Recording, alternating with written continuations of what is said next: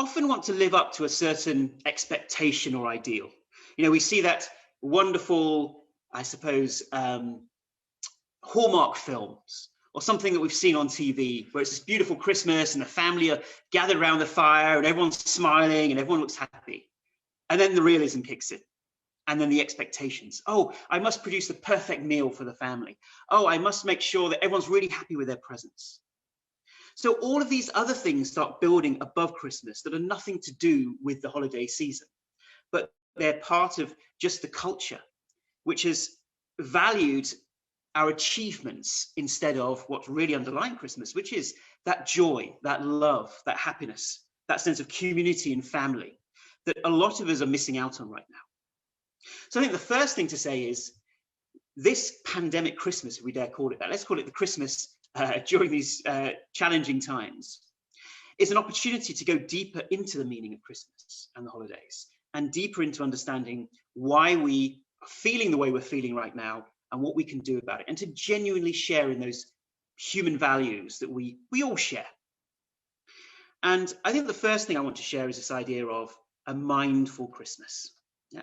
Now, what does mindfulness actually mean and how does it relate to our emotions? Well, the first thing to say is that the way that we're feeling right now, often we judge those emotions, we judge those feelings. We say, oh, I shouldn't feel like this, I'm embarrassed to feel like this, or it's a sign of weakness if I have such and such emotion. And yet, by doing that, we repress our emotions. So as a result of the pandemic, there's so many different emotions we might be experiencing.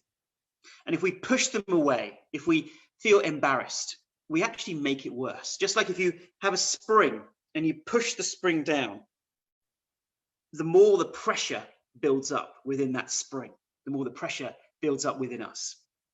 Or another way that we handle our emotions is to indulge them, to actually think, oh no, yes, I am feeling anxious.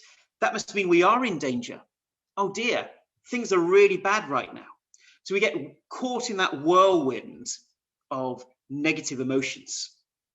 And either way, either indulging the emotion or actually removing the emotion from our minds and ignoring them and repressing them, either way, we cause ourselves more challenges. And that's really not what we want to do. And of course, things have become worse in the last 10 years, down to one thing: having social media and other apps on our phones.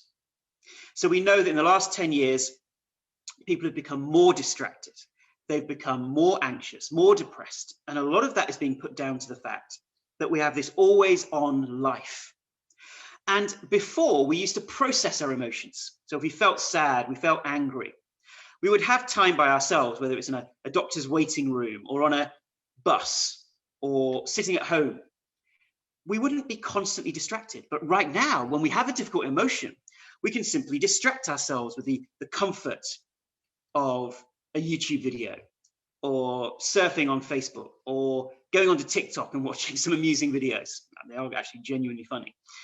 And that becomes a way of blocking out the discomfort that we feel within. In some ways, we've gone back spiritually in the last 10 years as a result of this phenomenon. And now it's time for us to really recognize this and see how it's impacting on our lives. And so during this Christmas, can we go into a state of mindful awareness of what we're experiencing?